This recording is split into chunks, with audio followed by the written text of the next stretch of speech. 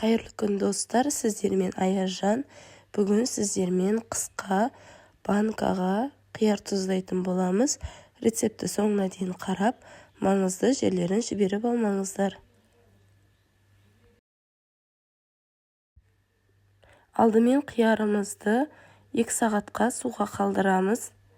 Кейін тазалап 2 рет жуып, құрғақ ыдысқа алатын боламыз. Қиярымыз таза болғанша 2-3 мәрте жуамыз. Банкаға керек заттарды описание бөлімінде қалдыратын боламын. Банкамызға барлық керек затымызды алдын ала тазалап жуып алған болатынмын. Осылайша болгар бұрышы, укроп, хрен, чеснок қажет болады. Алдымен укроптарымызды, кепкен укроптарымызды банкамызға салатын боламыз. Міндетті түрде тазалап жуып алу қажет, немесе банкамыз атылып кетуі мүмкін.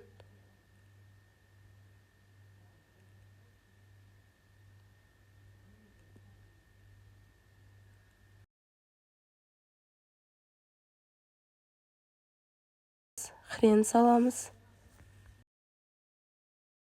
Жапырақтары қиярларымыздың қытырлап тұруына әсерін береді.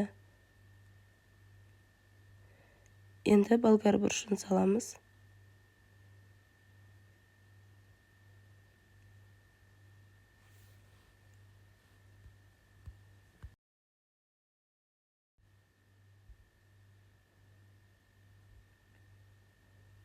Чесногымызды 3-4-еуден салсаңыздар болады. Мен 3 чесноктан салдым.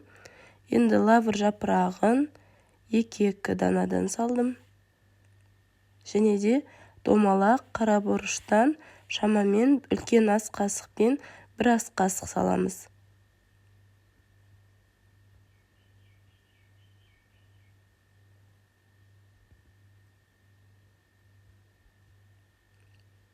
Енді барлық керек заттарды салып болдық. Енді қиярларымызды біркелкі етіп әдемілеп жайғастыратын боламыз.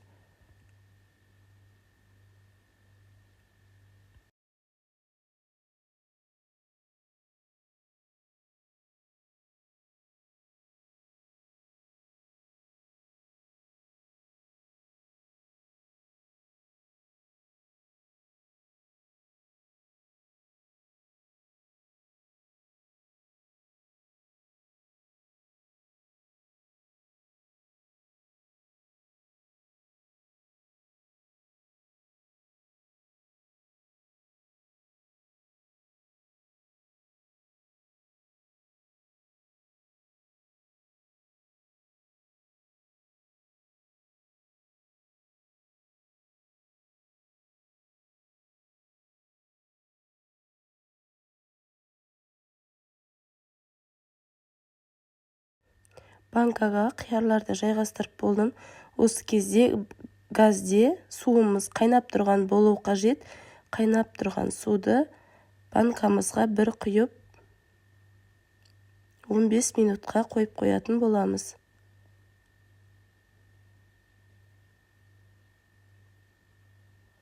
Қиярдың суын 2 рет қайнаған су құйып, төгіп, үшіншісінде жабатын боламыз.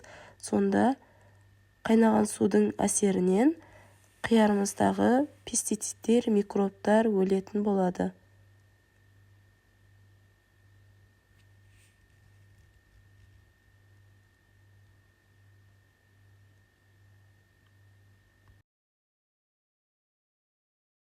Қалауыңызша қызылдары қоссаңыздар болады. Қалампыр менде есіме шығып кетіпті. Осы кезде салып қосып қойған болатынмын.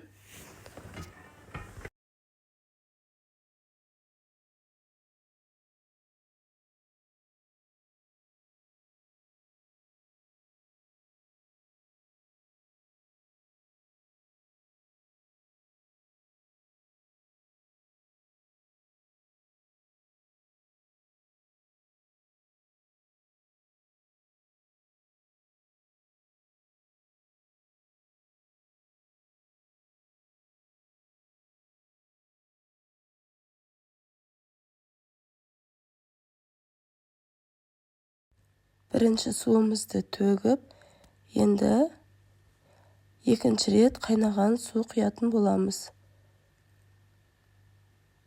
Екінші рет қайнаған су құйып, тағы 10-15 минут күтеміз.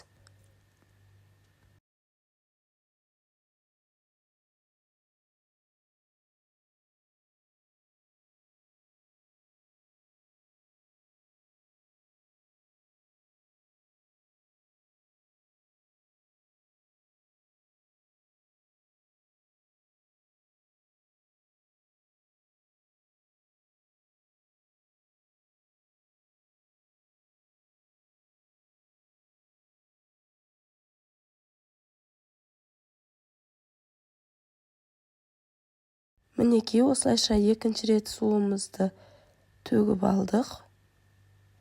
Енді банкамызға тұзымызды салатын боламыз.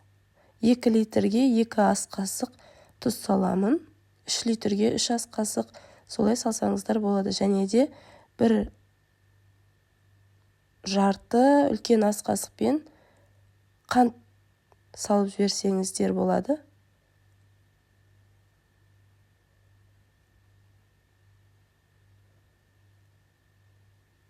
Енді қайнап тұрған ыстық суымызды құямыз.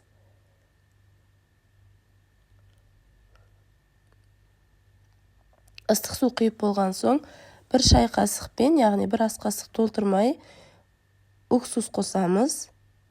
Уксусты су құйғаннан кейін құйсаңыздар, қиярыңыз ағарып қалмайтын болады, уксус күйдіріп жібермейді.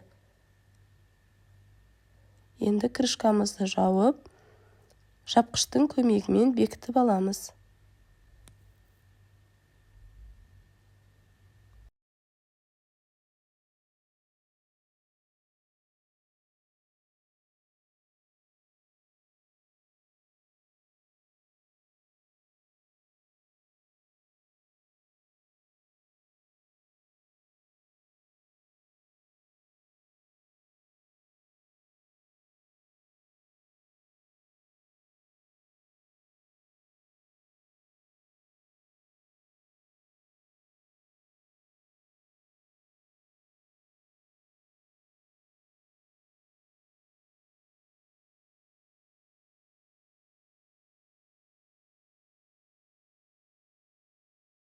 Екінші банкамызға да жаңағы іс-әрекеттерді қайталайтын боламыз.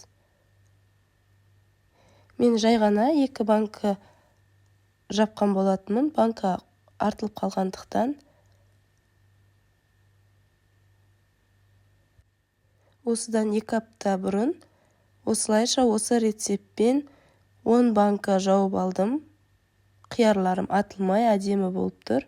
Жауып болған банкамызды төңкеріп, бір түнге жылы жерге қойып қоятын боламыз. Жылы орап, мінекей банкілеріміз дайын. 3 жылдан бері осы рецептпен жабудамын. Мүлде атылмайды, міндетті түрде жасап көріңіздер. Ас болсын баршаңызға.